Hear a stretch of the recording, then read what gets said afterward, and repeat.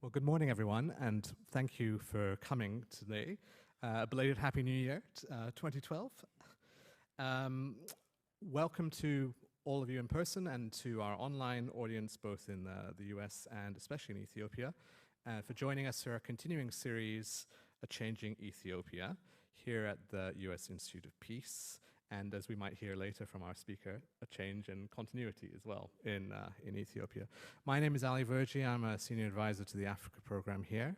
And the US Institute of Peace, I should mention, is a national, nonpartisan, independent institute founded by the US Congress in 1984 and dedicated to the proposition that a world without violent conflict is possible, practical, and essential for US and global security.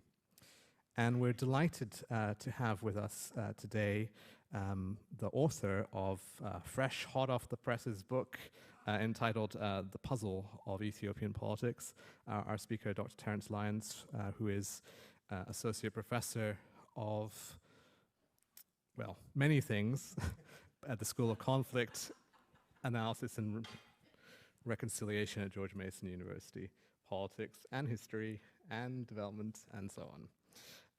And if I were to conventionally introduce you, that's how I would do it, and say you're the author of numerous books and articles on Ethiopia, and Eritrea, and the Horn of Africa and beyond as well, Liberia and Ghana and so on.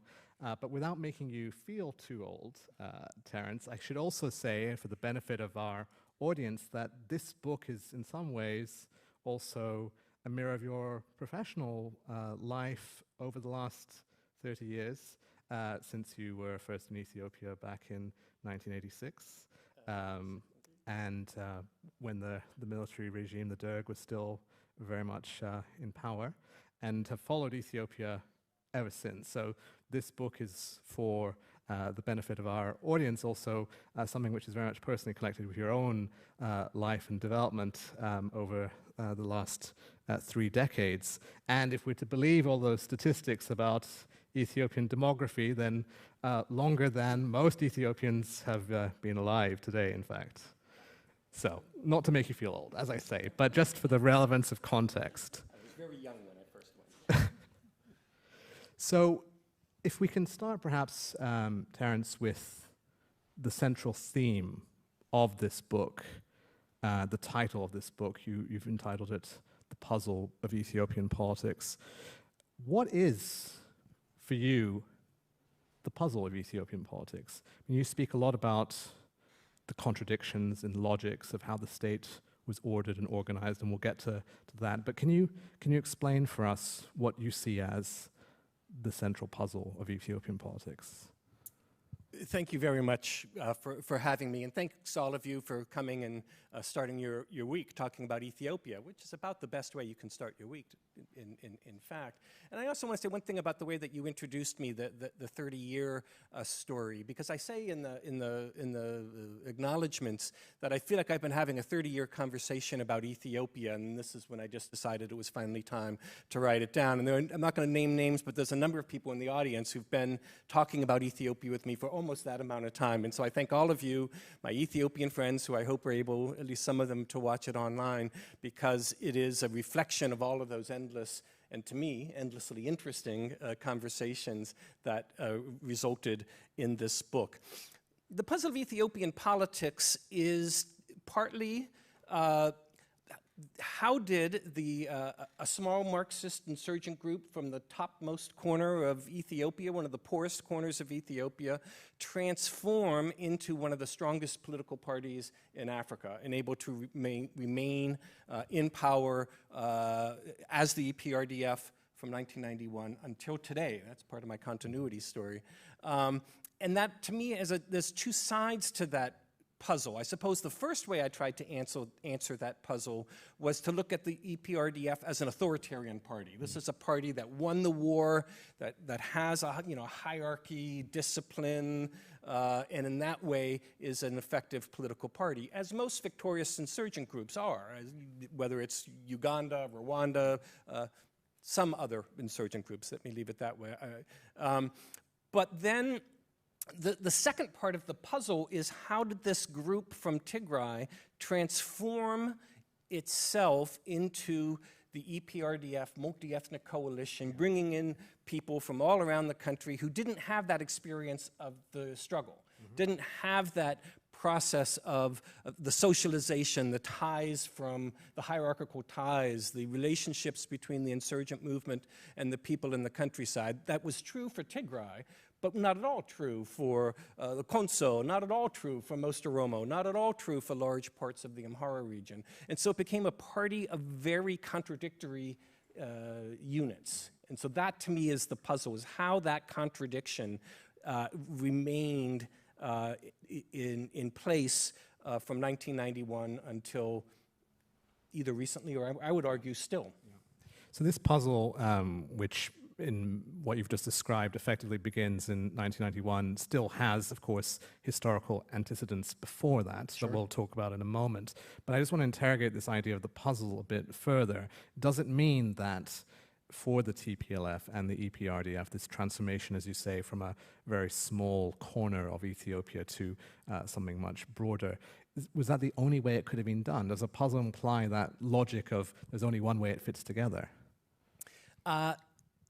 You know, I suppose you could entertain counterfactuals where it turned out differently, but I do think for the TPLF, the dilemma that the TPLF faced in 1991 or the late 80s as it was imagining, you know, 1989, as it saw that it was going to move from Mekelle down to Addis Ababa, I mean, that was going to become a national, try to govern this very fractured and large state, is that they needed to have local partners. They needed to have intermediaries. They needed to have people who, the Tigrayans couldn't rule in the south and in Oromia and even in the Amhara region in the same way that they could in Aksum and Adwa and in Tigray. So they had to come up with a solution to that.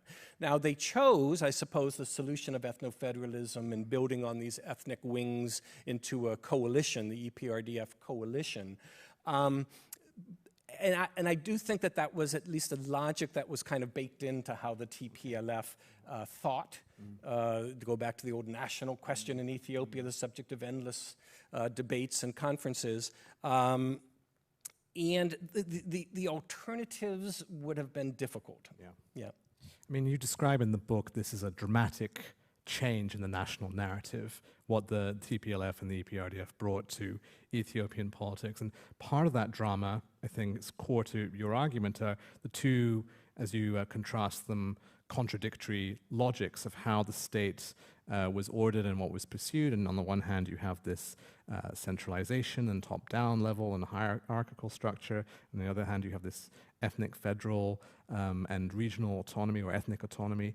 Can you explain a bit more about why these logics, first of all, what are these logics? I mean, when you talk about a top-down hierarchical state, did the EPRDF do to affect that? And how did it then pursue ethnic federalism, which we hear a lot about and all the Ethiopia conversations discuss? But how are these things pursued, and then how are they in contradiction? Let me start by laying out, you've already given us a pretty good indication of how I present these two logics in the book, but let me say a couple of more words, is that the logic of the victorious insurgents of top-down, of democratic centralism, of a group that had a history of administering liberated territory in Tigray, which is not the same as being a government. It's military, military administration that came to power with some degree of legitimacy because they won the war, because they had sacrificed so much. So that's one story and one logic and one explanation for why a very powerful authoritarian regime would govern Ethiopia as it has. But then the second logic is that the TPLF was from a very, very small group, and to come up with a solution to the war to peace transition, they had to come up with a way to broaden to become more inclusive, to bring in people who were Oromos and Sidama and Amhara and Gurage and all the rest of the peoples of Ethiopia. So they had ethno-federalism, which in the beginning well, let me tell the story in this way. So the EPRDF, the ruling party in Ethiopia, is a coalition of 4 parties. One represents the Tigray people. Notionally, it's the Tigray People's Liberation Front, one the Amhara, one the Oromo, and one an agglomeration of groups that are called the Southern Ethiopian Peoples. And so when those started off, the TPLF was this battle-hardened party that had been, been in the field a long, long time, built relationships with the countryside and so on. The SEPDM, which is the southern wing of the ruling party, didn't exist in that time. I mean, these things were just created after or just before the transition. The Oromo People's Democratic Organization, the ruling party wing, was originally created out of prisoners of war that they had captured from the Derg's army, because they said, we need somebody to be the Oromo wing of our new national front. Who can we get? Where there was another Oromo insurgent movement, the Oromo Liberation Front, that had a different perspective on politics. And so and I'd just like to say, I'd come back to Oromo later as well in terms of where things are today, but I think the point also that you're making is simply that because the Oromo was so numerous and such an important, for them to be absent from this EPRDF construction, that's why you needed to have some kind of affiliate. Exactly. The Oromo, the census is very controversial, but they are the largest single ethnic group in Ethiopia, and so you can't govern Ethiopia without partners who can be your agents in the Oromo region. So in the beginning, the TPLF, there was a strong center in very weak regions because the TPLF had come out of the war. The Saddam is a bit another story, but the Silkday and the Hadiyah and all these other groups in the south had just become part of the coalition, and so that the TPLF could keep a balance between the center and the regions. But fast forward 25 years, fast forward most Ethiopians' lifetime, and what you then have are these regional parties, non-TPLF parties, have developed roots in the countryside, have developed patron-client networks, became more like little states. Let me just give you an anecdote to illustrate that. In fact, this was one of the times when I really began to think this through. In 2011, I was in Bahir Dar, the capital of the Amhara state. And there's a couple of things to notice. First of all, when you went by the court, there was a long, long line of Amhara people, workers, peasants, a lot of women actually, who were trying to sort out property deals, trying to work out, divorces, family law, and so on. The Ethiopian state, as it connected to them, was the Amhara state. Addis Ababa was 1 million miles away. If you needed to deal with the state, you went to Bahir Dar and you lined up to the Amhara court, I can't remember its full name. And then the second piece of that same trip is I had a chance to meet the gentleman who was the head of the Bureau of Administration and Security, so the local security guy. And as I was trying to understand the nature of the militias that were under his control or under his ministry or his bureau. And he said, yeah, I think I have about 100,000 people under arms who report to me. It's basically an army. You're a regional state, and yet you have basically an army. You have your own courts, your own university, your own flag, your own football team, your own narrative as who you are as Amhara. That didn't exist in 1991. That took time to grow. They didn't have the wartime experience to build that, and so they built it between 1991 and today, or I'm saying at least back to 2011. So we'll come back to the present day or the more recent day in a moment, but I really want to get to part of what I found very interesting about even continuity at the time of the TPLF or EPRDF coming into power in 1991. And you point to both continuity with the Derg and with Haile Selassie's regime, particularly on land. Can you explain why that's significant? And part of the reason I'm asking you that question is I think today, when we talk about the transitions or this idea that there is a change, there is, as you said, and as I said in the introduction as well, a great deal of continuity and a great deal of things that maybe aren't changing as much as might be suggested or thought. But I think to understand that or to see the parallels, it's useful to think about what happened there prior to even the 1991 coming to power of the EPRDF. So can you explain that a little bit?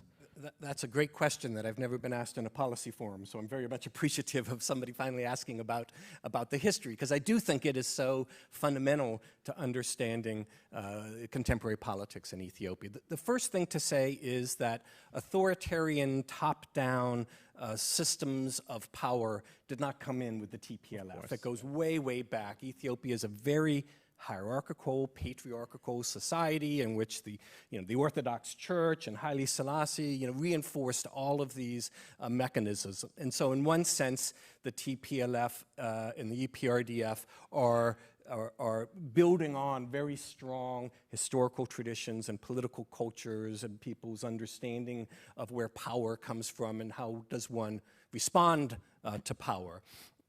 In terms of the Derg itself, the government that ruled up until 1991, they did two important things that you can still see in terms of Ethiopia today. One was the land reform. They nationalized all land. They completely ended, in large parts of the country, the semi-feudal, quasi-feudal system in which many people, particularly in the South, were basically, the terms aren't exactly, but for the purposes of convenience, basically serfs, and there was a landowning class and a official church. All that got smashed by the military regime by fiat from above. And the EPRDF has not changed that. I mean, this is the core of a largely agrarian state, and the state owns the land. So keeping that precedent, that transformation meant that they already started off in a pretty powerful place. The other thing, and this goes back to some of my very first times in Ethiopia under the Derg, one of the things that was noticeable was that even in what to me as an outsider looked like kind of very rough neighborhoods of what to me as an outsider looked like shacks, had numbers on the door. Somebody had written numbers on the doors all the way through, and these were the Kebelis. These were local units of government that were very, very powerful. The Kebelis continue to exist in Ethiopia of today and are still both the source of government services, but also, and perhaps more importantly, at least for my story, a source of surveillance and control of the people in the countryside. And that was not an EPRDF invention. That was taking the innovation, the system of control that the Derg had put in, and using it to continue to govern in that way. Let me use another anecdote to illustrate a third aspect, I think, of the history of the Ethiopian state, and that the Ethiopian state has been a strong state, deep poverty and civil war, but also a very strong state in the sense of a civil service, a thing that was there. There's a story about how there used to be a big statue of Lenin right in front of the ECA, just down from the Hilton Hotel. He was marching off, seriously into the future, although some people said he was marching off towards Boli Airport, which may have also been true. But in that kind of iconic moment that you saw in a lot of 1989 and in Eastern Europe, the statue came down, But this was not a spontaneous mob of Ethiopians that did this. This was the Ethiopian Highway Administration. And one of the reporters asked the guy who was controlling the heavy machinery, what does it mean to him taking it down? He said, well, they told me to put it up 10 years ago. They told me to take it down now. That's the state. I show up and I do what the state tells me to do, and that didn't go away. The collapse of the Mengistu regime or the collapse of Haile Selassie didn't mean that people didn't show up at work, collect their paycheck, do what they were, supposed to do, in contrast to some other parts of Africa. So that there's a continuity of a strong state that the EPRDF has further strengthened, but that predates 1991. But do you see that continuity as being different in different places? I mean, this is a story of Addis, right? I mean, it is a story of where the central state has been, and of course where the empire, at least the latter part of the empire, was centered, where the Derg was centered.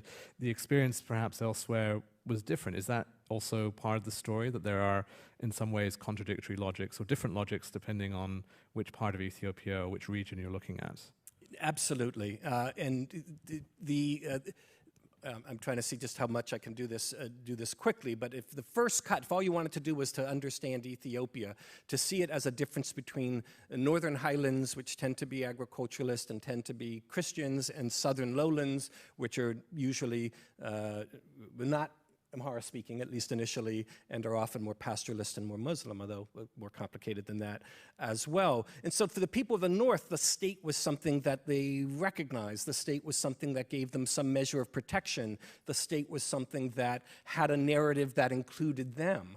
But in the South, what the state was something that taxed them, something that sent soldiers to seize their crops, something that said, being in Oromo or a Konso or Somali, Afar, was not to be really Ethiopian. You really needed to be Amhara to be properly Ethiopian. Now, the Amhara category was flexible enough that people could become Amhara, could be Amharized.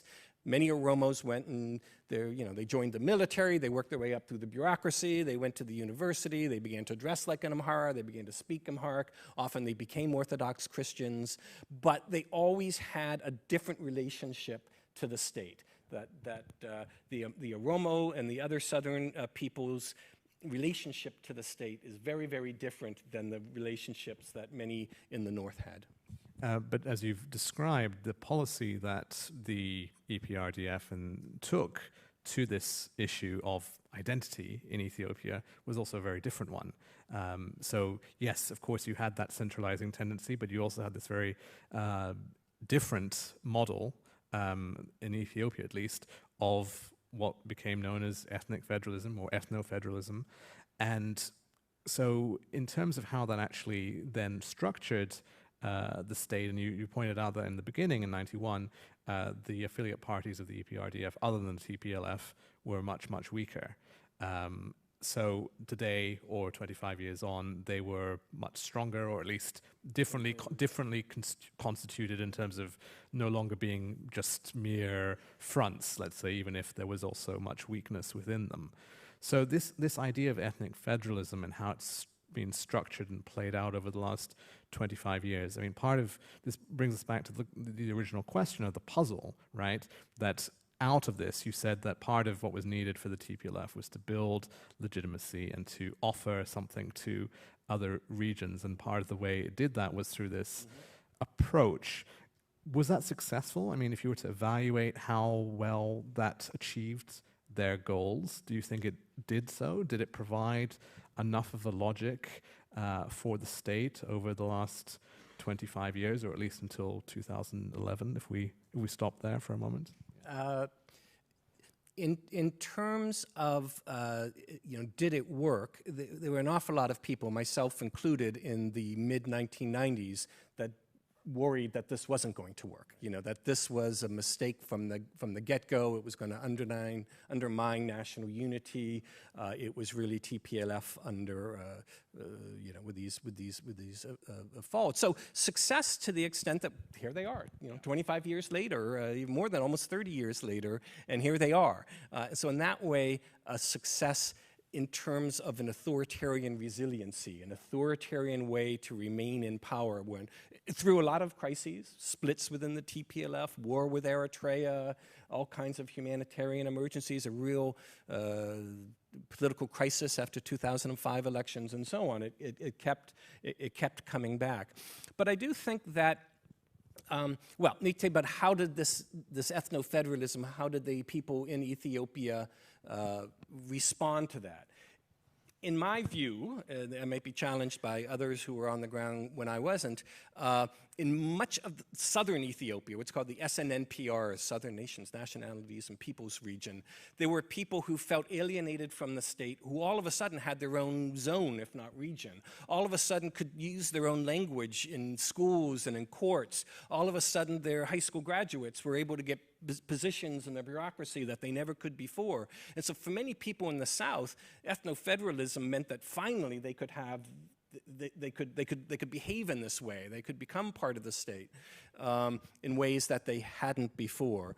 In the Oromo region, the largest region, it was further complicated because there's a very deep Oromo narrative of resistance to the Ethiopian state. Resistance not through the wing of the EPRDF, but through the Oromo Liberation Front, which had fought continuously and had in its heart, many Ethiopians, many Oromos, in their heart saw the OLF as the representative of the nation. And so that ethno-federalism meant something different. And it was partly what they aspired to, autonomy, self-determination, but it was also seen as autonomy under the same northern, occupation that they'd seen before. Amhara, Tigray, it doesn't really matter. We Oromo still don't have our fair shot.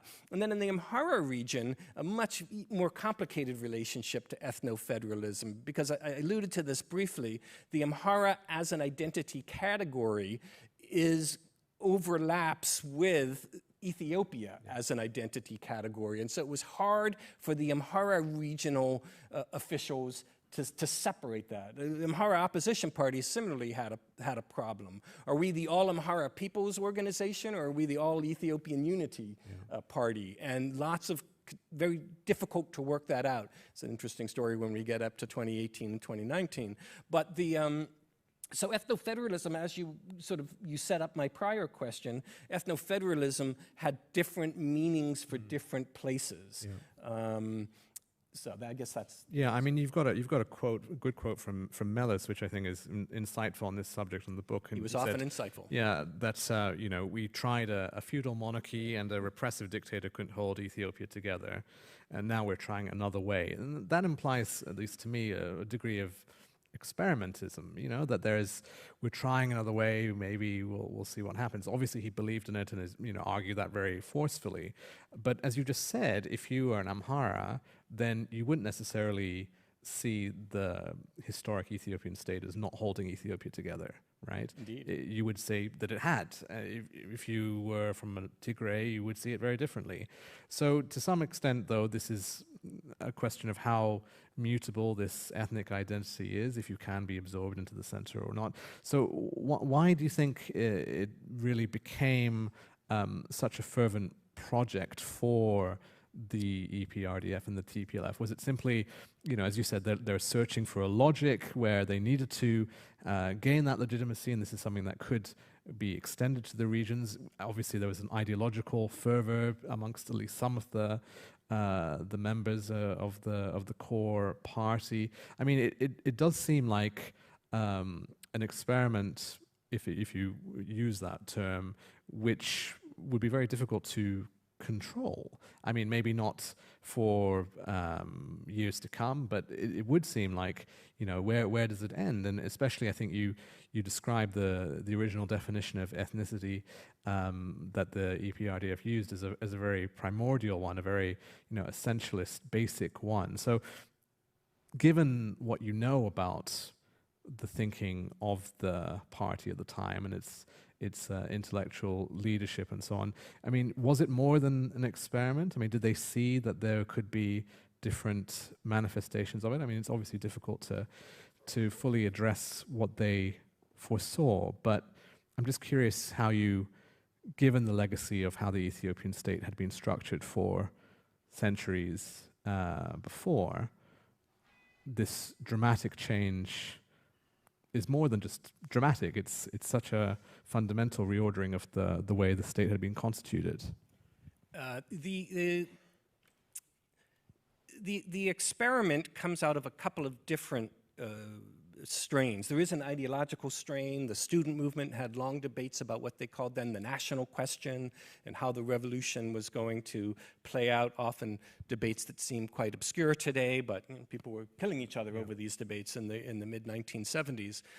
And so the thinking of Meles Zenawi and the people around him about the national question was very deeply grounded, and so they were, I think, ideologically committed to this. On top of that, as I said before, I think it has this governing logic that helped solve some of the fundamental challenges that the EPRDF faced in 1991. Now, how has it lasted so long when it is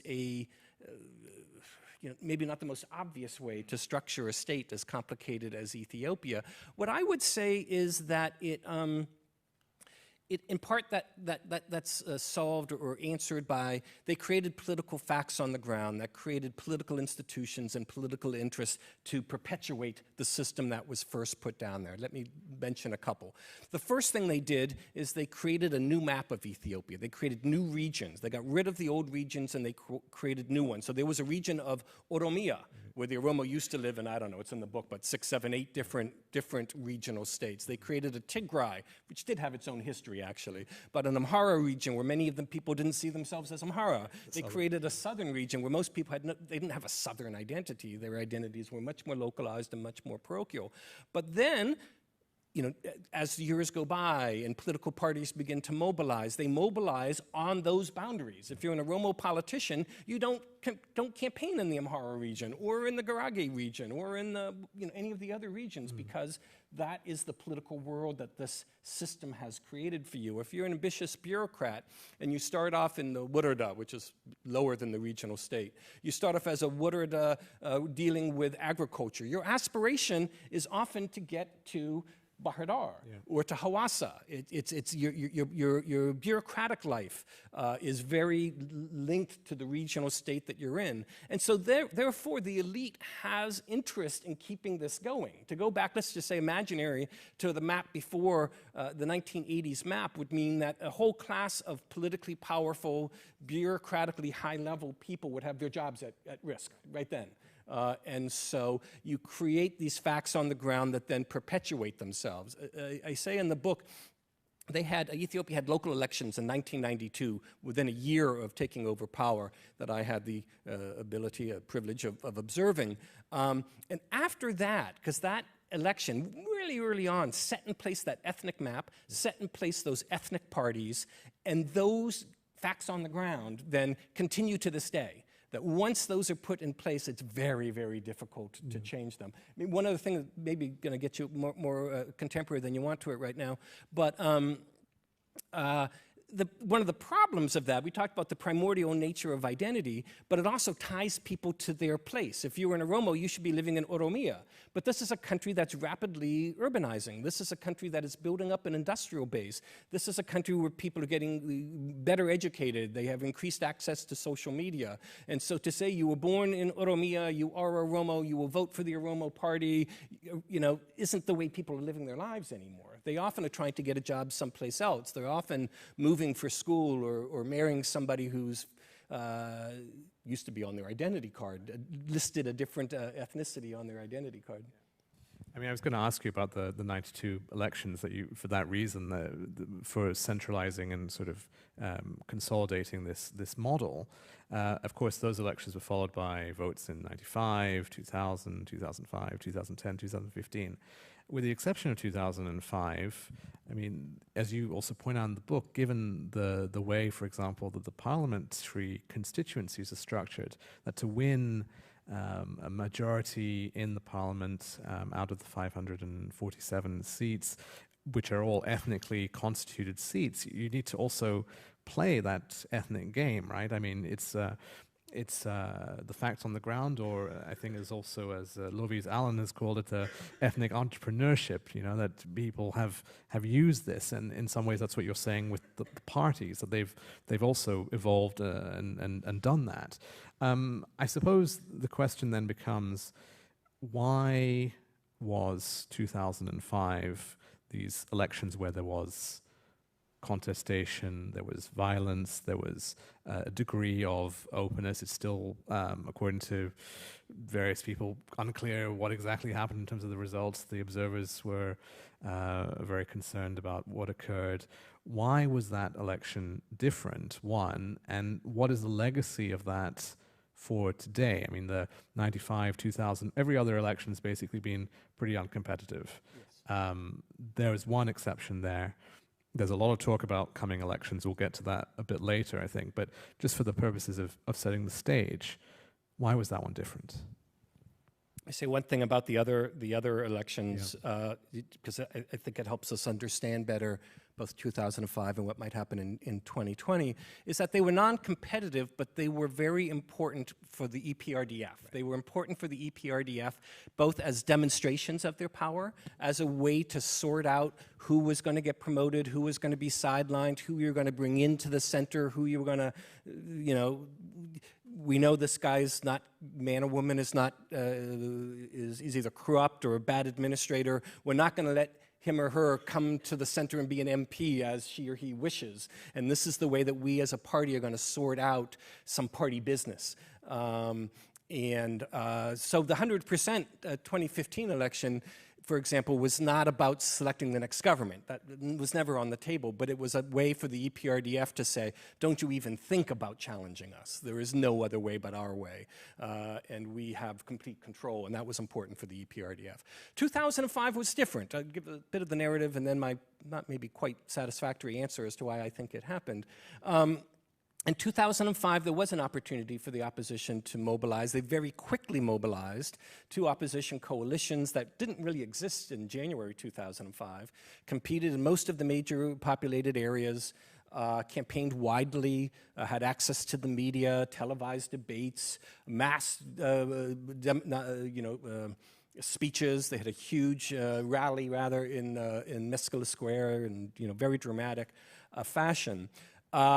And by the official vote counts, they won something like 30% of the seats. The opposition disputes these results. But even just by that measure, it was extraordinarily different narrative about politics in Ethiopia after that election than before that election. 30% of parties that didn't even exist hardly, 6 months before, beat what I have described as this incredibly powerful authoritarian government, the incumbent, who controlled all of the regional governments, controlled all the Kabyles, and so on. It really was quite a shock to the system. And then there was a crackdown, and we can talk about that as well. But the first question is, well, why on earth would the EPRDF do that? Why would they allow such an election? And my first answer is it's still something of a puzzle to me. I should have said the puzzles rather than the puzzle. There's a couple of different partial things that people point to. One is the pressure from the international community to have free and fair elections or competitive elections.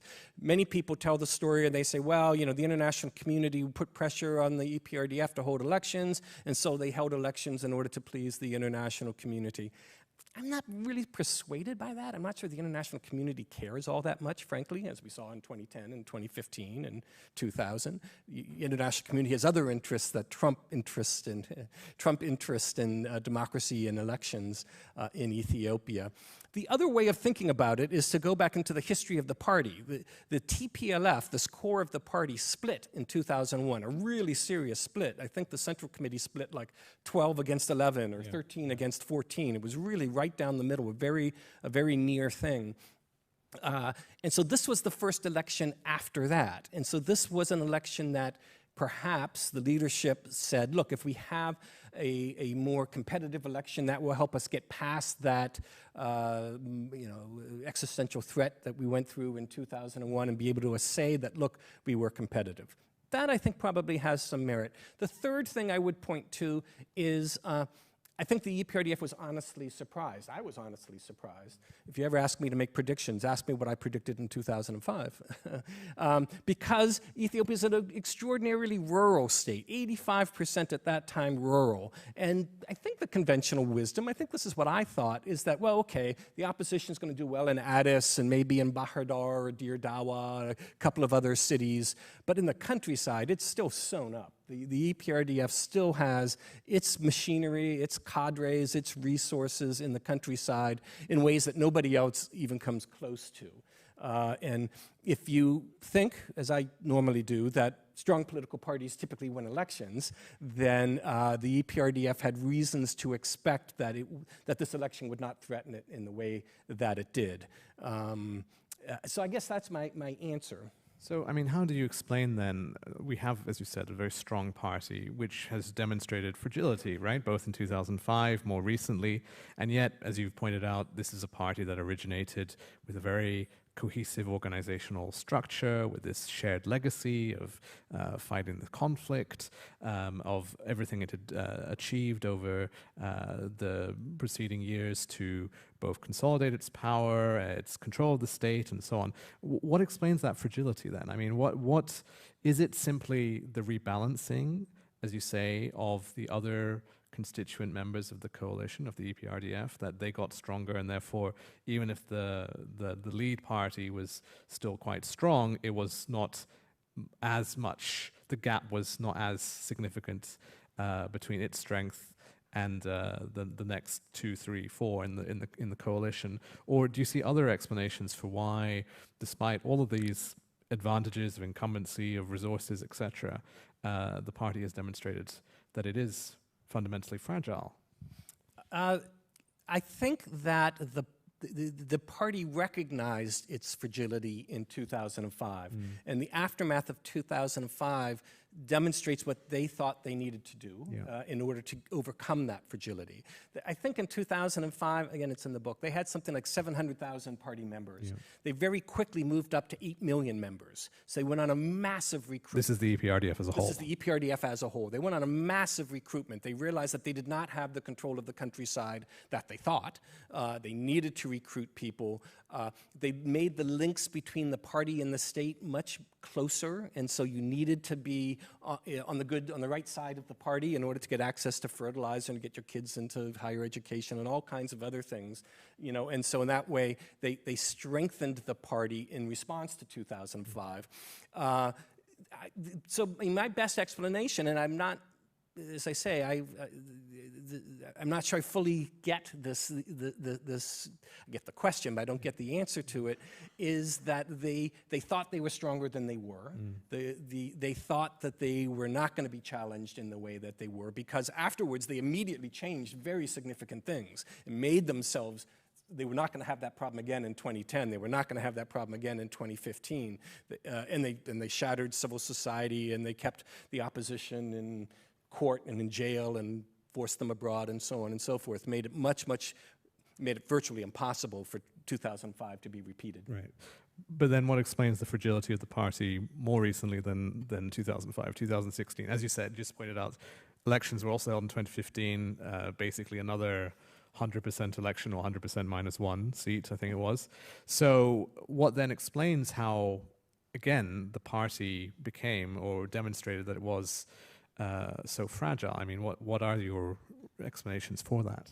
First, I have to make fun of this guy Lyons, who wrote in 2016, writing about the 100% elections, along with my friend Leonardo Areola. Elections in 2015 confirm that authoritarian rule will persist in Africa's second most populous country for the foreseeable future. And then a year after that, it all began to fall apart. So it depends how far you can foresee, right? That's right, foreseeable. I don't see that well into the distance. And so in 2016, a range of demonstrations broke out. There have been demonstrations regularly. The Ethiopian Muslims demonstrated. There were demonstrations in response to what was called the Addis Ababa Master Plan, which many Oromos saw as threatening their interests. But in 2016, it was different. It was much more widespread. It was very, very young demonstrators. They were often in small towns that I didn't know existed. I mean, I would read in the media, whatever, 150 people killed in such and such a town in Oromia. I mean, what the heck is that? Let me Google that. I don't even know where it is. Well, I've been working on Ethiopia for 30 years, so these were really not in the university towns, which had been the past pattern, but lots of small little market crossroad kinds of towns. The Ethiopian government responded as it usually did. It said these were either narrow nationalists or working for the Eritreans or misguided, arrested large numbers of them, used the security services to clear the streets, and then they came back again. They did not work as it had in prior rounds of protest, and it spread further. At that moment, now, so let me park that explanation for a minute. at a similar time, but for different reasons, there was a crisis within the EPRDF. Part of it is the story that you've related or recalled, that the OPDO and the ANDM, the non-TPLF parts of the ruling party, were getting more self-confident. They began to increasingly say, hey, we are not just the little brother of the TPLF. We're bigger than them. We have different interests than them. We're going to step up on our own. The Oromo protest allowed particularly the Oromo wing of the ruling party to position itself to straddle with one foot being responsive to the anger on the Oromo street, if you will, and another firmly within the party, and a kind of a hybrid populism incumbent, which is a strange kind of positioning, but it was about that the old order has done you wrong, and therefore you should support me. And so this group of Oromo reformists began to gain power. The EPRDF really was in a crisis, couldn't end the protests, had 2 states of emergency, de facto martial law, but something had to be done. The Prime Minister, Haile Mariam, resigned, and there was a gap. There really was an interregnum of which it looked very, very worrisome. I mean, looking at Ethiopia in January, February 2018 looked very, very serious, that this was a government that couldn't sort itself out. And so it's a combination, again, a dual crisis, both on the streets, which is largely the political economy crisis. People didn't have jobs. Young people were, felt they deserved better than they could see in their foreseeable futures. And within the party, that the old model of a strong center could not be recreated, and therefore some other way of trying to govern was necessary. Some other way for the party to change so that it could continue to govern. I mean, isn't there an additional explanation as well, which you do point to in your book, about the legitimacy of the TPLF and what, coming out of this armed struggle? And you make the point that 30 years after it had happened, that memory is fading. What does it mean if you weren't in a conflict-affected area to begin with? The knowledge of the sacrifices that were made is different. So, I mean, I guess that's obviously true, right? Things fade with time, but why after 30 years and not after 25 or 20? I mean, even 2005, for a good number of people, I'm sure it was, especially young people, not something that they had directly experienced or only for a brief period of time. So where does this question of diminishing legitimacy also fit into this?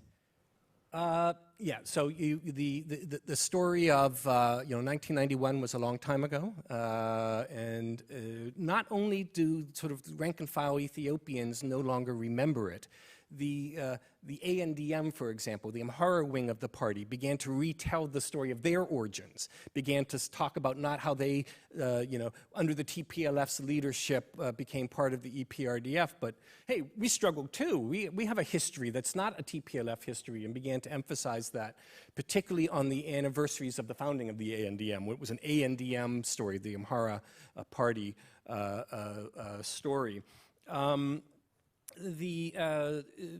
So that's part of it. There's another explanation that goes in a different direction, and that is it became perceived, I'll say, widely. Almost all non-Tigrayan Ethiopians are convinced, and for some good reasons, that the TPLF is corrupt, that the advantages of the developmental state of 10% growth GDP for years and years, of all of this massive development that made Ethiopia rising, this kind of narrative, that they say, I don't see that in my town.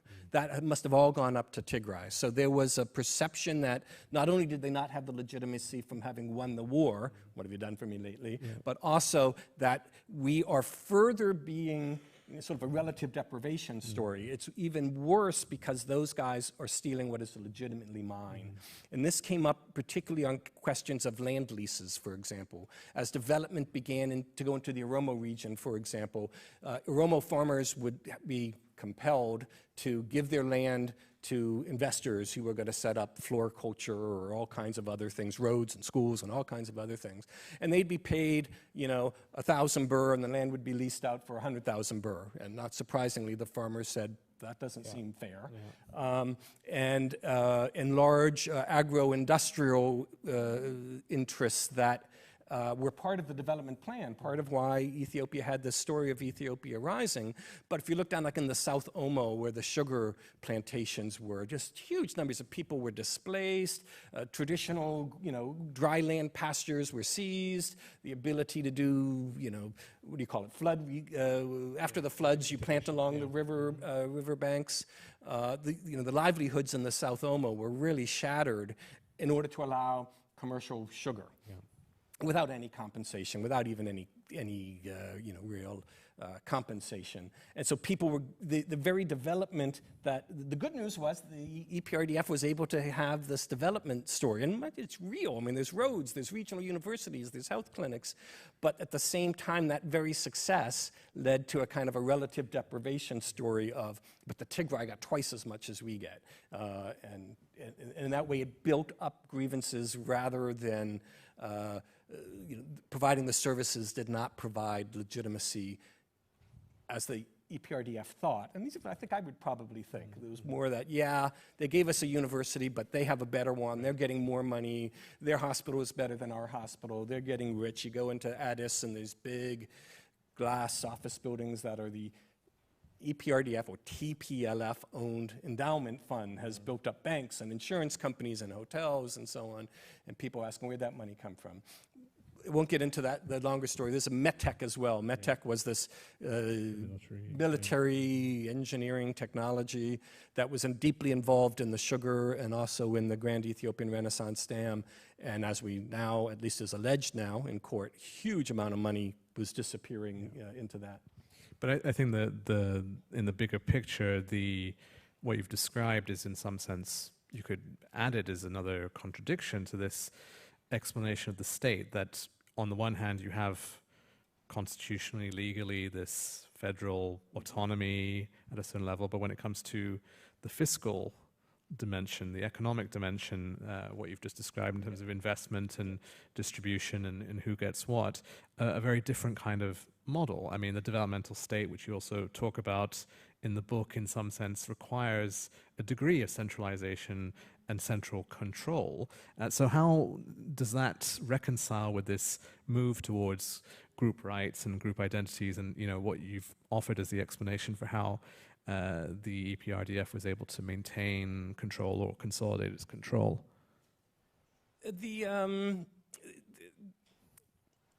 I think what you saw was that so there's, again, sort of four different economic stories, I could say. And that, again, leads to this, let me take one step further back. What a lot of people who've heard me present bits of this or read earlier things that I've written say, no, Lyons, you misunderstand it. The EPRDF is just the TPLF, full stop. That's all there is. Or furthermore, people would say, it was all Meles. It was a personal rule. It was just him. He died. The EPRDF doesn't matter. And I would argue, I think it does matter. It has 8 million members. It has, offices in every small town. It has these incredible endowment funds that controlled an awful lot of of business in Ethiopia. 5 to 1, yeah. 5 to 1. I mean, really controlled down to the lowest level. Every 5 people had one person who was the EPRDF minder. There's probably a better Amharic word for it that somebody would tell me. So what the OPDO, for example, was doing was what the OPDO, the reformist leadership of the OPDO said, we should have what Tigray has in our state.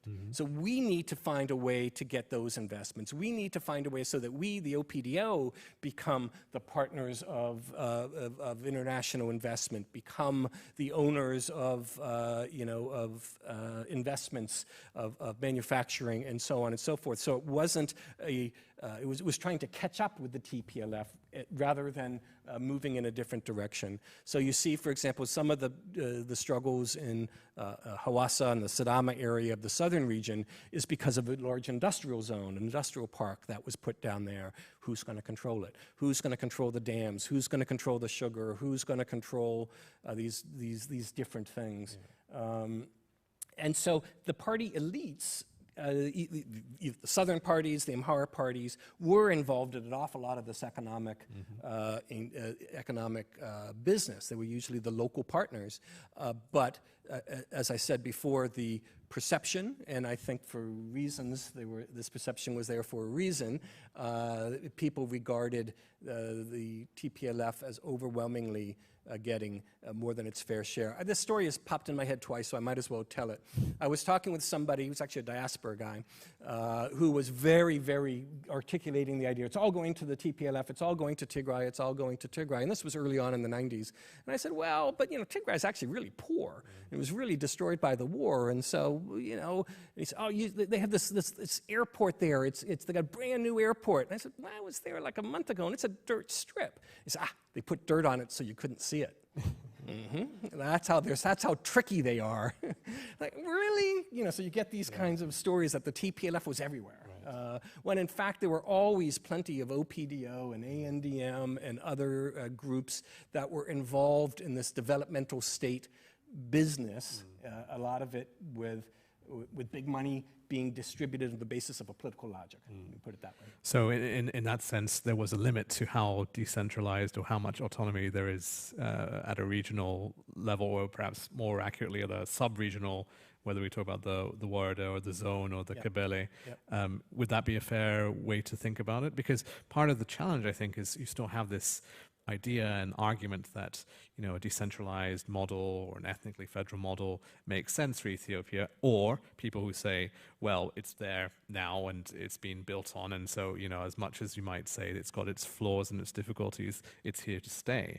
But when it comes to the economic dimension, or the way the state is structured in terms of its participation in the economy, it doesn't seem to have been quite as extensive in terms of allowing that level of freedom for the states or the sub-state levels to have the ability to also be, if not economically self-sufficient, then at least largely self-sufficient. Yeah, no, that's a great point, because another part of the center versus periphery, the hierarchical center and then the autonomous periphery contradiction was economically, that the center controlled the wealth, they controlled the money that then was sent out to the regions to do to pay for civil servants and for other things. And so it was very much, how did the center manage to balance the regions was in part because they were the ones writing the checks.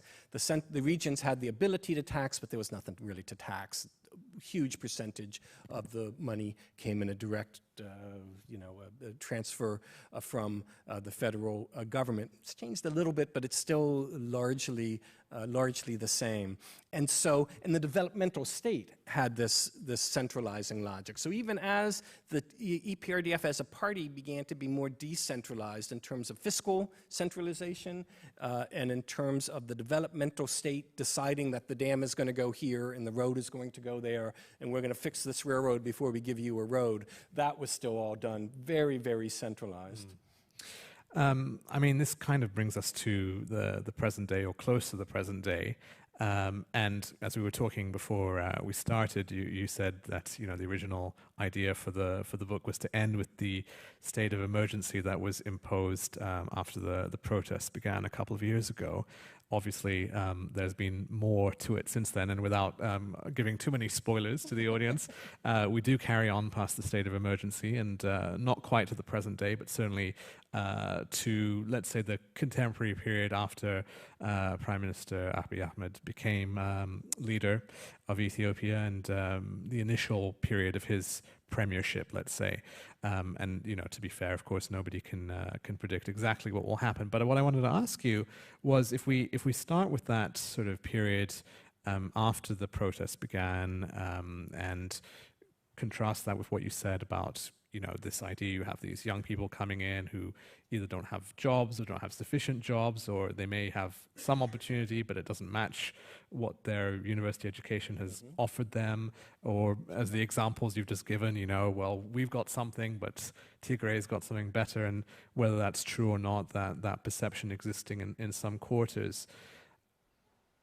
You have that logic and that sort of demand, and we see that today, whether it's in Sidama or South Omo in the southern region, where people have this idea, well, if we're a state and not just a warada or a zone, then we can somehow be, more empowered or have more access to political power, economic power, more recognition. You have these sorts of narratives and logics going on where this is an unfolding of the constitution arrangements that have been put in place since 1995 or since the EPRDF has been in power. On the other hand, and you point this out as well, you have Abiy Ahmed making claims to something which is more of a pan-Ethiopian concept as well, and certainly he's done that when he's come here. You mentioned his address in Washington last year, I guess it was 2018. It's a jubilation. How do you reconcile that? I mean, on the one hand, you're arguing, and you argue that, and we'll come to this in more detail in a moment, that there is continuity with the present leadership given the EPRDF legacy that has come before it, and that they are operating within the same framework. On the other hand, you have Abiy Ahmed, as I just said, calling to this pan-national identity, at least in some cases. You have other Ethiopians trying to exercise their constitutional rights. I mean, how does this fit together today in terms of the logic of the state? Boy, I'm going to write a book on that. Well, let me get to start the sort of the continuity of the EPRDF piece, and then I'll try to do some of the more developments over the last 18 months or so. Is that, I did a slide for a presentation in 2015, which I talked about the EPRDF, 8 million members, control of the endowment funds, 100% in the regional and national parliament, 100% of the judges. I mean, it's an incredibly centralized thing. And then I was going to do an updated slide to describe the EPRDF post-Abiy. Right. And it's still got 6 million members. It still controls every seat in parliament and in the regions. It still controls and controls and controls. And so so on a structural level, there's an awful lot of continuity. Now, Abiy is not Meles Zenawi by a long shot. And the symbolism, the political narrative around in Oromo being head of state, he's younger, he's... I let the Ethiopians make this claim, but I've heard it said that he's charismatic in a way. He's certainly a media-savvy TV kind of guy where Meles would yell at you, and he talks about love. And he's from the social media era. He's Meles wasn't. Right? He knows how to tweet, or his folks do. And so in that way, very different. Yeah. He has... made overtures, his official philosophy is this idea of medamer, which is sort of like addition, adding on, we're all together without losing our own individual pieces. So I mean, maybe you would say like a mosaic or something like that. All right. And that has, particularly initially, reassured a lot of the sort of pan-Ethiopian, non-Ethiopia folks that, he gets it. He can't be an Oromo, it can't be OPDO, it has to be Ethiopia first. But on the other hand, an awful lot of people in Tigray and the Amhara region in the south say, oh, he's an Oromo and we know what that means. And he has to be, in some ways, responsive to Oromia.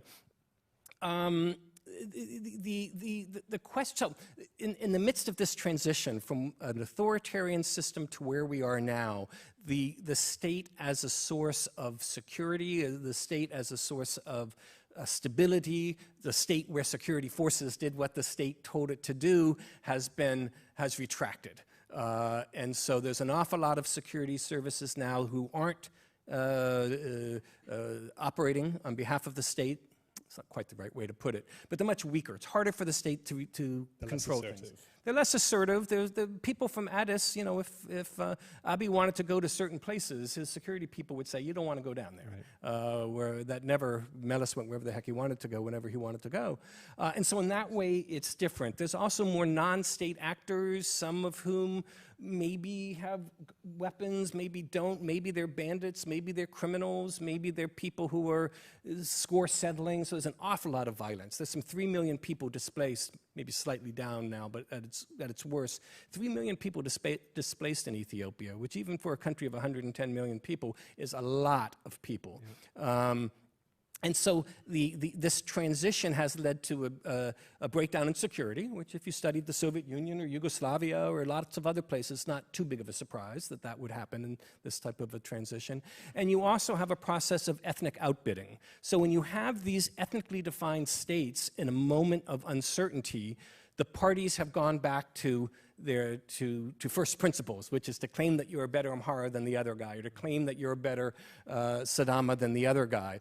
And not only within their respective parties, I'll give you the Amhara wing of the ruling party story, they're now facing a group called NAMA, which is National Movement of Amhara, I think, which is articulating even a more categorical story of Amhara nationalism, about how they've been victims of the Tigray, they deserve reparations from the TPLF, there's been an Amhara genocide, they tell you. And so a really tough nationalist logic in a way that makes it, for the Amhara wing of the party, harder to find that space. And it's going to be very challenging to the incumbent, this powerful party that doesn't change, I say, but it's going to be hard for them to deal with that problem. Within the Oromo region, the OLF, long in exile, has returned, maybe unevenly demobilized, or at least there's allegations that violence in certain parts of Oromia are in fact the Oromo Liberation Front. Without doing the fieldwork out there, it's very hard to know. Youth gangs, mobilized youth in a place like Sidama in Hawassa, young Sidama guys who are attacking non-Sidamas in Hawassa as a way to make claims. The way Ethiopia is structured is that, who owns this? Well, whoever controls that and makes it their ethnic majority, controls the city, controls the resources, controls the members of parliament who come from that area. And so there's a lot of kind of zero-sum struggles that, no, this should be Somali, not Oromo, or this should be Benishangul Gumuz, not Oromo, or that part of Tigray should be part of the Amhara, particularly around cities. Addis Ababa, many Oromo will say that it should be called Finfinne, and it's an Oromo city. Awful lot of Addis Ababans don't say that at all. They see it as a multi-ethnic city, cosmopolitan, it's the national capital, and so on. And those are really tough fights that are on the, that are actively being engaged in different ways. So let me press you a little bit on this continuity point, because when we talk about Nama or the Sidama movements that have been there, or indeed the other parties that are coming along, I mean, part of what has been argued and what you said for the past 25 years and prior to the more recent political turmoil is these parties playing by the rules of the game, right? That if you wanted to compete, you had to also use the same appeals to ethnic federalism and so on, and other parties outside the EPRDF were either unable to do that or chose not to for various reasons. And now you have these parties, these new movements, or newish, or let's say reinvigorated movements that are still playing by those same rules of the game in terms of ethnic federalism. So there's continuity in that sense, that they aren't. There are also, of course, pan-Ethiopian movements that are either re-emerging or coming out of who reject the model entirely. So you have this element of change potentially, where there is that call amongst some for something that isn't grounded in ethnicity. You've got, as you pointed out from your examples, those that are calling for it or saying, as you said, I'm a better Amhara, I'm a better Oromo, whatever it might be. Is that then just a continuation of that existing system? Does that mean that it's going to endure? Or is it possible, or is it even conceivable that part of the reason why people like Abiy Ahmed, but not only him, outside the EPRDF as well, have made this broader call to this Ethiopian identity. And you pointed out earlier, urbanization has something to do with this as well. Perhaps the diaspora has something to do with this in terms of its involvement in politics. But does it mean that we have this strong party system aligned along ethnic regions? Does that logic, which would have been so obvious 10 years ago or 15 years ago, is it as obvious today? No, it's not as obvious today, and the EPRDF of today is not the EPRDF of 2015. Yeah. I mean, it has, it's been challenged and it's been changed in important ways. The continuity is that structurally and in terms of this enduring contradiction, I think there's continuity. I also think this is is Abiy pan-Ethiopian, or is there still an ethnic logic point? I think that this is a moment of hyper-identity politics in Ethiopia, and that therefore, if we're going to have an election in 2020, it's likely to be a hyper-ethnic election.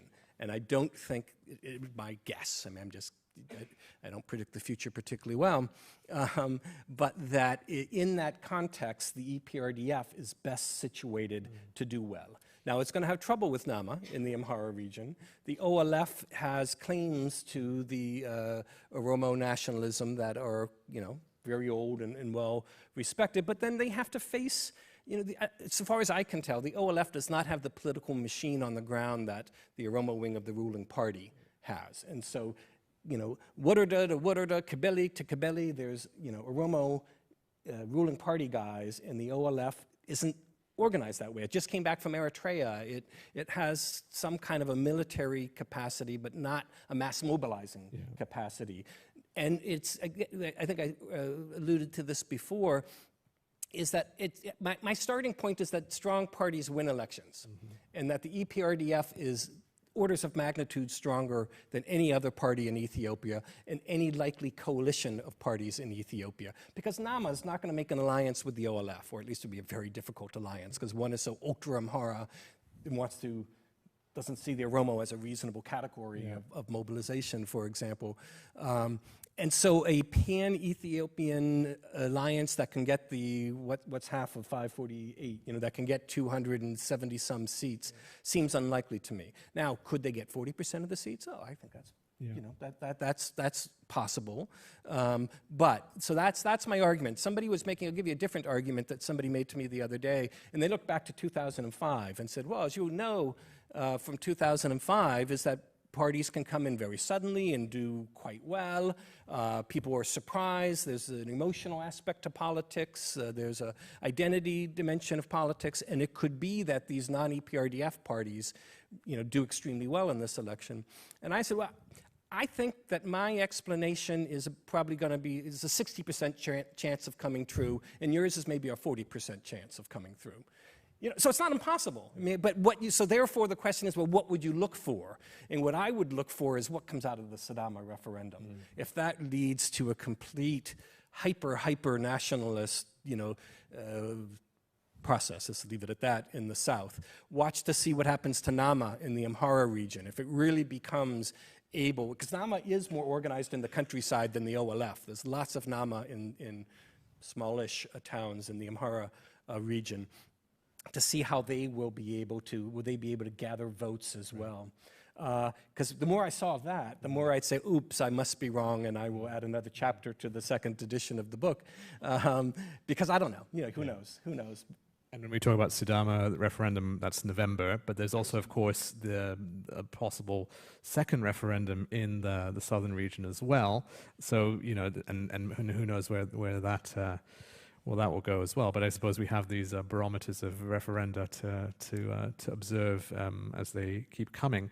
I mean, one more point on the EPRDF. You are somewhat dismissive, I think, of the possibility that one of the four members of the coalition could stand alone.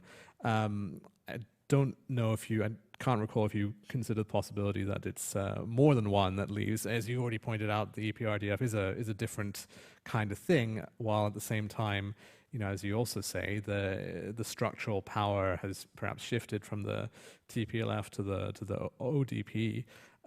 Member of the party, the new name for the ODPO, but is it possible to have? I mean, notwithstanding what you said and points well taken about any other political challenges not being as well organized, not having as much ability to mobilize, and so on. What if you have some kind of fracturing of the EPRDF, whether it's one or more members? Is that something which can be positive for political pluralism in Ethiopia, or is it something which actually then likely leaves whichever member that might be that defects from the coalition outside of the strong tent of the strong political party? It's another sort of fundamental question, and that I've struggled to try to figure out. The language and the rhetoric between the different parts, the different constituent parties in the EPRDF is extraordinary. What they say about each other and how they accuse each other of all kinds of horrible deeds. Yet they've not left yet. And the way that I try to think through it in terms of what the logic would be is that so if the TPLF finally gets so fed up that it leaves, then it says, okay, we're going to go to Mekelle and all of those office buildings and banks and insurance companies and hotels we own in Addis, we'll let the Amhara and the Oromo watch over that for us. Maybe, our fight at the table to get a share of the federal funds to come to Tigray, we don't need to be in those discussions. It's better for us to be here angry in Mekelle. It could happen that way, but that would surprise me. Yeah. But, parties miscalculate. They get escalation spirals and end up in places that they didn't mean to. There are people, such as this general supposedly in the Amhara region, who think blowing it up and assassinating the regional president is the way to unleash the kind of purifying fire of chaos that will allow some better day to emerge. That might not be an accurate, it sounds like... It's rather apocalyptic. Well, it does. Well, it sounds more like John Brown, perhaps. But, this idea that it's through these kinds of acts that you get the justice that you need. Possible. Absolutely possible. But there's also some really smart guys in all of these parties. And these guys have been at it for a long time. So I see it as four parties who don't like each other at all, but will be weaker if they leave the party than if they stay in the party. If you see one of the parties leave, you'll say, Lyons, you need to update your book. But that's the logic that I see in this. I'll say one other word on that, because it comes up all the time. The EPRDF for a long, long time has talked about transforming from being a coalition to being a party where individual members enter. Right now you join the Oromo wing, which is then part of the coalition. You join the Amhara wing, which is then part of the coalition. It would turn itself into a party that you would join directly. You'd be a member of the EPRDF. We'd get rid of all these ethnically based parties. If you were a Somali, or if you were Berta, or you are Far, you could join the party then. They're not in. All these people in the peripheral regions are not part of the EPRDF. Coalition. There's a lot to be said for that. It would take care of the urbanization problem. It would take care of the problem of people being mobile. And I think they might do that. I don't think they do that between now and the 2020 election. I think it's too big of a bite. Some very smart person told me a couple of months ago that you get the right 20 people in the room and you cut the deal. It's not that hard. If I saw that, we're in a different logic. And how would that logic sit upon ethnically defined regions? So you'd have EPRDF, a multinational EPRDF governing in a Oromo state. There you, again, would have to work through a calculation. So maybe you need to change the Constitution. Well, and the map. And the map, and go back to 1990, or whatever it is. Very, very difficult. There's very smart people in Ethiopia. Ethiopia is a land of 1,000 seminars right now. People trying to think through the political implications of this or that, or how will we get democracy, or how will we get a market economy, or how can we preserve revolutionary democracy, and so on. And very smart people trying to figure out how Ethiopia can move from what it is now into something that has kind of a different constitutional order, a different political party structure. The reaction I hear to a lot of that from my Oromo friends is great. We finally get in the front seat and you're going to change the rules of the game. Thank you. You know, for all these millennia or these centuries we've been marginalized. We finally move into the front seat and now you say the rules are all wrong and we want to do it some other way. So you're going to have a lot of pushback from a lot of people who see this, the last couple of years in positive terms. Does that get managed somehow, or is there a way to, it's a political bargain, a new kind of pact, possibly, but it'll be hard, and I don't think it'll be done in the short run. Okay. Well, thank you so much for a fascinating, compelling book and narrative. We're not quite done yet, because we're going to take some questions from the audience, but I mean, I think part of what the value of your work here is just to show how these threads, I mean, obviously you're a historian, so you do have that, you don't need to be convinced of the importance of history, but I think for many of us who may not be as familiar with the history or may not see, even if we understand that it's important, how it's significant and how it plays through today in terms of the expressions of these legacies, both in terms of the war to peace transition, but also in terms of how the party came to be and continues to be. So just to add to your unanswered questions, let's hope that we can answer some more of them. We have microphones on the left and the right. Just raise your hand. Please tell us who you are and please ask a question.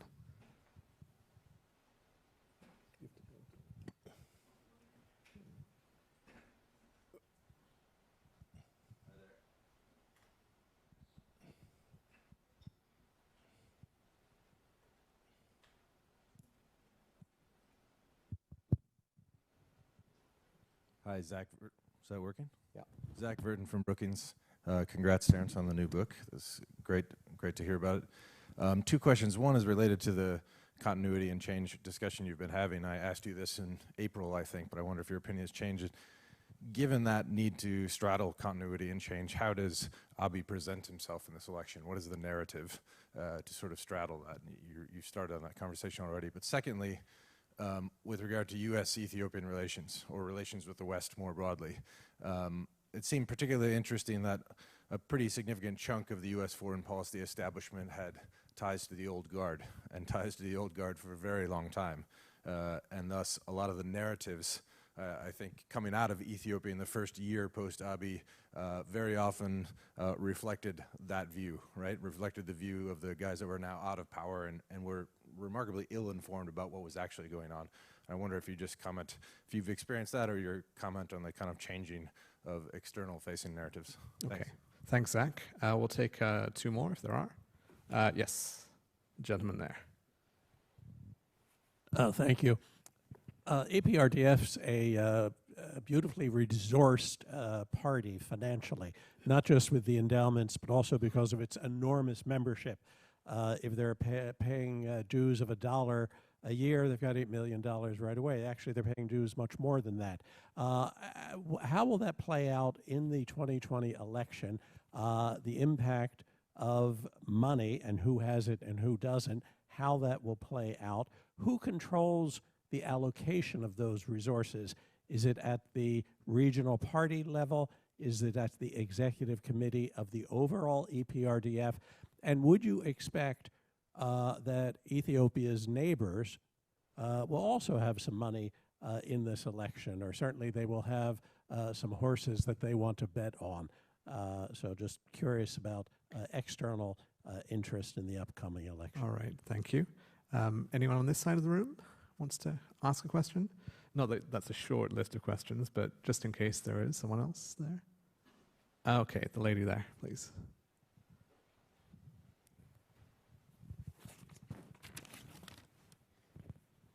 Hi, my name is Junia Teging. I'm here representing Amnesty USA. My question relates to your reflection on the human rights condition in Ethiopia throughout, this transition from 1991 to today. How did you see the ruling party did, and what can be done better in Ethiopia? Thank you very much. Thanks very much. So maybe we can start with Zach's first question here about how Abiy presents himself in the 2020 elections. I mean, to date, Abiy has framed himself as a reformer, as somebody who can bring, can do the things that the EPRDF had stopped doing in 2018. He plays more, his rhetoric is more towards the Ethiopia unity side than it is to the Oromo side, but he needs to win his seat, and the ODP, the Oromo wing of the ruling party has renamed itself, it's now the ODP. The ODP needs to carry seats. That's what the party does. It's in their DNA to win, right? That's what parties do. They compete for power. And he's a member of the party. I mean, I think to see him as a party stalwart rather than as an anti-EPRDF force is important. I think what Abi's been doing, and I've never met Abi, so I don't have any great insights into his, his inner thoughts, but that he has, he acts as if for his reform to continue, he can't be distracted by all these little brush fires all across the country. There's a conflict here one week, there's a conflict here the other week, and so on. That if he goes that way, his focus is in 100 places, and he can't keep going forward, and that he's just going to try to keep going forward, kind of keep his head down. I think there's some wisdom in that. I'm not sure 3 million displaced allows you to do that. I mean, I think that you do need to deal with some of these issues. So I don't know how he positions himself or what his narrative is if there's still a huge amount of violence in Ethiopia coming into a May 2020 election. And furthermore, how does he build the stability? If he could, he would. And it's extremely, extremely difficult. But and that's a kind of a fractured or not very satisfactory answer to that.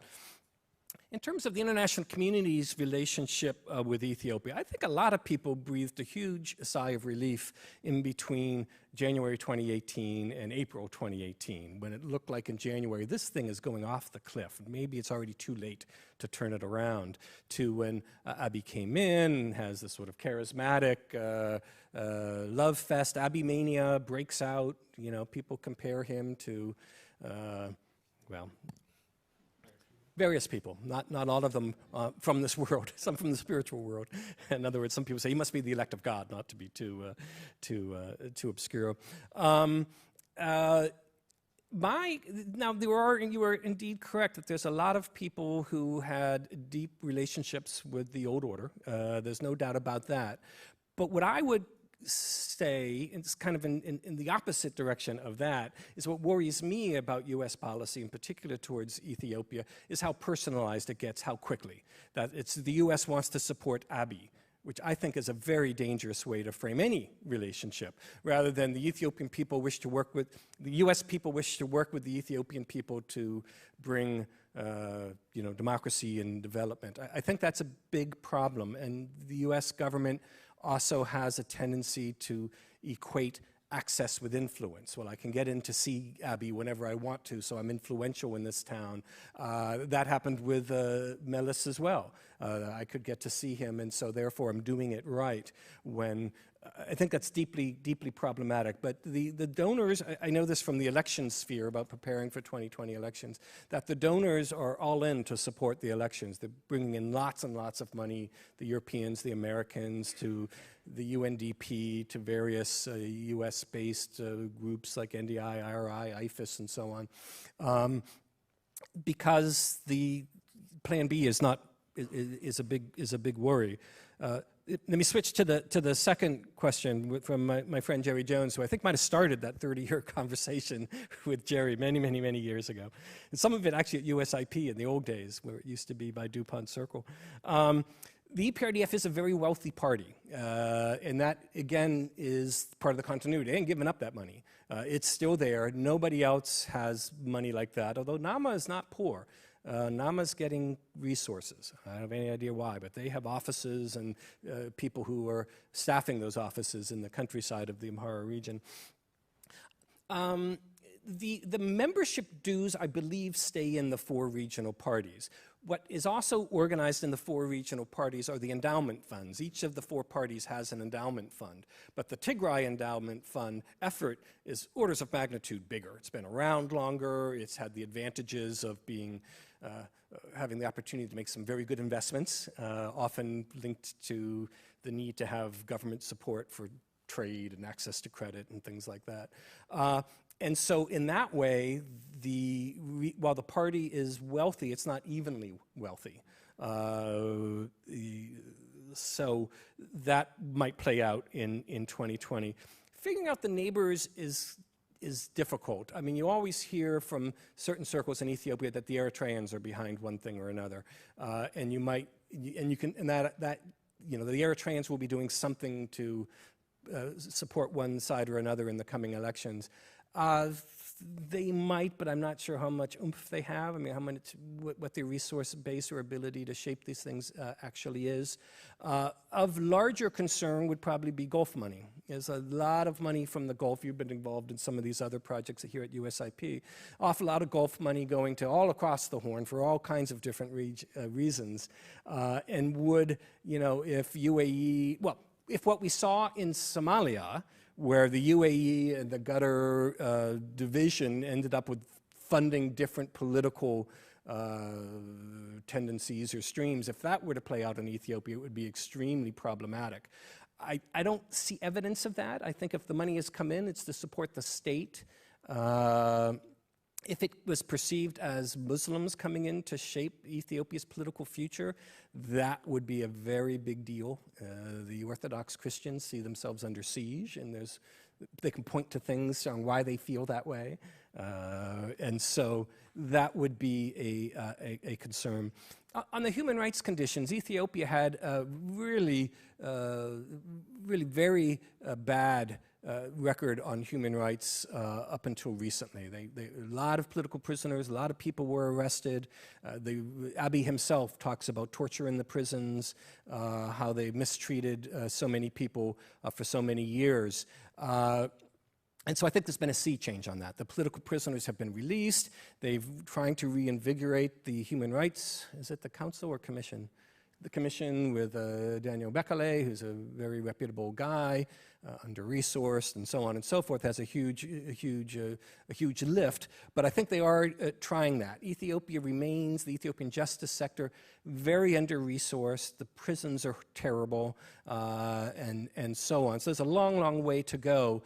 But that's not a continuity story. That's a change story in what has happened in the last 2 years. Now, but it may darken that very sunny moment for a second. In the aftermath of the assassination of the president of the Amhara region in Bahir Dar in June, was it?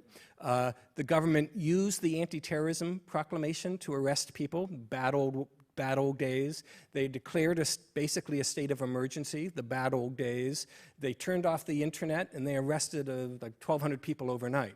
So the state still has that capacity. It has not lost coercive capacity when it feels that it can, I suppose, but must use it. And so that is to say that this change of Ethiopia, particularly on the question of human rights, the pendulum is decidedly in a different place. But if you take my pendulum analogy, pendulums can swing back, and there's reasons to be continually vigilant and to keep your eye on it and to call them out if you see early signs of things like, why'd you turn off the internet? And what happened in the Somali region last year might be another example of that. Indeed. Right. So let's take another round of questions. I think Eric had his hand up just here.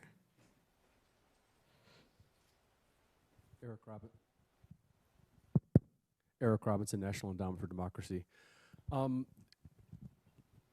You said that the struggle started in some very remote areas on the periphery, and now I'm also hearing people say that, some very connected people, that it's about elite consensus. We need to have elite consensus if anything is going to go forward. How do you square that with the power of social media, the age of the population, the people who cracked open the space? Is this elite consensus conversation about falling back in the same old patterns of the people at the top controlling things, and how is that going to sit with the youth movements? Thank you. I see the gentleman here. Yes. Phil Schrafer, retired international healthcare consultant. China, could you comment on China's role politically and economically in terms of quality and production that they've achieved? Thank you. Anyone else? Yes, here.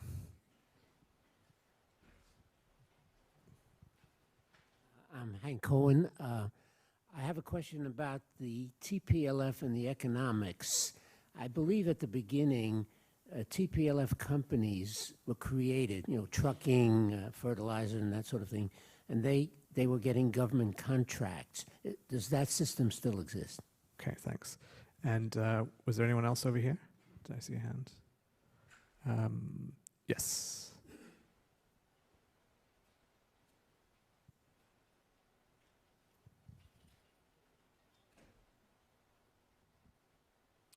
My name is Johannes from the Eritrean community. How do you see the relationship of Eritrea and Ethiopia in the future? Thank you. So we have Eritrea and China and the TPLF. Where do you want to start? I'll try to do them in order, and that's like 4 more books, but let me try to say something about it. Eric's point about do you need elite consensus or do you have to you have to see this transition as initiated by, kind of rank and file, young kids in the streets of various Oromo cities, and that there needs to be some way to capture that energy. I think you need both. My expectation would be that the elite are likely to do better than the kids in the street in this transition, just because unfortunately, that's what often happens. Control of, so then the next question is, well, what happens to the angry kids in the street? I mean, if you could get, 25 million good jobs in Ethiopia, a lot of these problems would take care of themselves, but you can't. It's very, very hard. It's very, very slow, and the frustrations are, as we saw in 2016, are very close to the surface. And there needs to be at least a narrative, let me put it that way, where young folks who got their degree and now can't find a job and so on can imagine themselves in an Ethiopia where they would have a place where they could be, respected and have economic security and, be able to get married and start a family and all of these things that now they're kind of hanging out, trying to figure out, how do I do this? And an elite consensus by itself isn't going to solve that problem.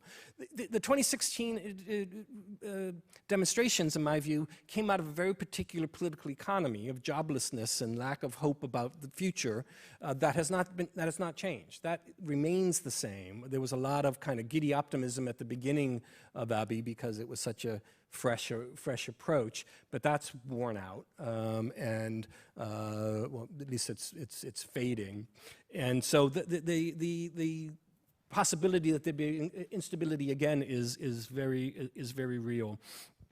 China and Ethiopia. China is everywhere in Africa, in Ethiopia in particular ways, particularly in some of the infrastructure investments, the roads, the railroad, the urban railroad, airports. I mean, they've done a lot of the big construction the big office buildings is Chinese construction.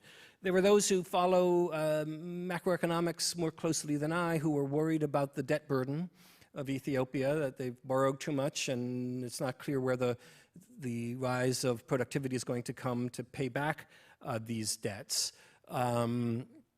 So, I mean, China is a very big player, but it's a largely economic player. It's come in and offered its services, particularly for construction, and its capital for investments, and has been welcomed. On the TPLF contracts, you were correct in how the initial endowment funds effort, but also the Red Sea Trading Company, other things that the TPLF had created during the time of the armed struggle, then moved into this relationship with the ruling party in ways that they had access to resources and markets that competitors could not gain. I don't know if since Abiy has come to power, if those contracts have been broken. As you know, that some of them, particularly Metek, has been under investigation and a lot of people arrested and charges of corruption. Some of the other party-affiliated businesses have similarly been accused, I'll say, of corruption. I just don't know if what the extent to that is. But that's another part. Well, another way of this narrative. A lot of non-Tigrayans say but you haven't brought them all in yet. There's still all these corrupt people who stole our money, and why aren't you doing more to do it? Where the TPLF says this is targeting. They're targeting the TPLF. What they call corruption, anti-corruption campaigns is just a TPLF campaign, and so it gets very contentious. And as the way Ethiopia is structured, very quickly ethnicized and political, because it's hard to separate that. It's hard to say, I have a problem with the TPLF, but not with the Tigray people, because the way the thing is formed, it's so close.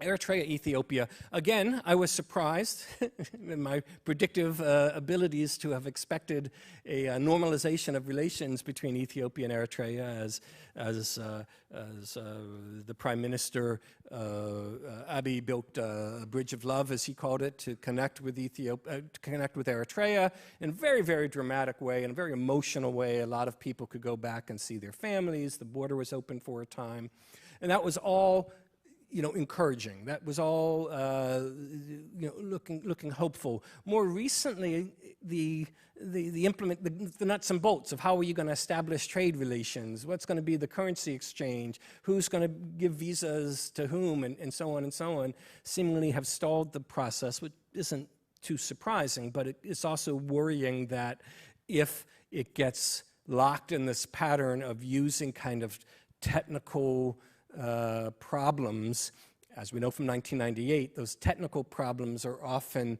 can be triggers or used as triggers for larger escalations. I mean, the Ethiopia-Eritrea divide since 1998 has been enormously damaging to both countries. The amount of, a generation of development lost, as both sides, Eritrea particularly, have spent inordinate percentages of their national wealth on military defense and so forth. And so if that relationship can get even incrementally better, then that would be very good for both countries, I believe.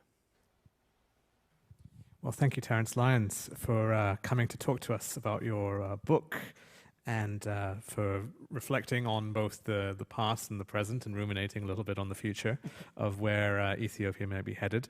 Please join me in thanking Dr. Terrence Lyons. Thank you very much. Thank you. Thank you, Ali. Great job.